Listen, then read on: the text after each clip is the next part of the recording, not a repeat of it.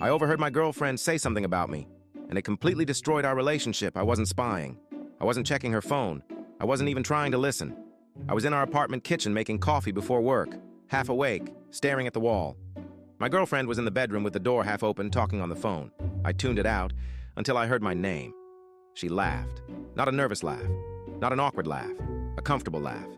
She said, "No, he actually thinks I'm in love with him." My stomach dropped.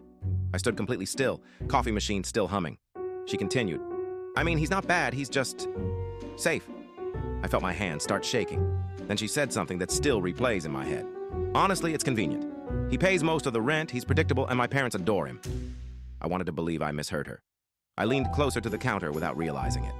She lowered her voice and added, "I'm just waiting until I get promoted. Once that happens, I'll figure out how to leave without it being dramatic." There it was, the confirmation.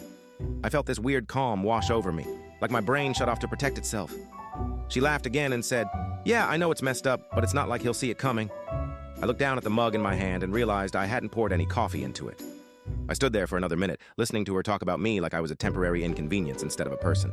Then she came out of the bedroom. She smiled when she saw me and said, "Morning, babe, you okay? You look pale." I smiled back. I said, "Yeah, just didn't sleep well."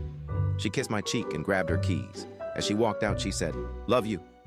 And without thinking, I replied, "Love you too." The moment the door closed, I sat down on the kitchen floor. I didn't cry. I didn't yell. I just sat there trying to understand how someone could share a bed with you every night and still talk about you like that. That day at work, I couldn't focus. Every memory felt fake. Our trips, our jokes, the plans we made for the future. That night, she fell asleep next to me like nothing had happened. I stared at the ceiling until 2 a.m. Then I quietly got up and started packing. Only the essentials: clothes, laptop, documents. I didn't take anything that would make noise. Before I left, I wrote a note and placed it on the kitchen counter. "I overheard your phone call this morning. Don't worry, I made this easy for you." I left my key next to it. By noon the next day, I had 37 missed calls. Texts ranging from, "Where are you?" to, "This isn't what you think," to, "Please talk to me." I never replied. 2 weeks later, she showed up at my work. She cried. She apologized. She said she didn't mean it like that.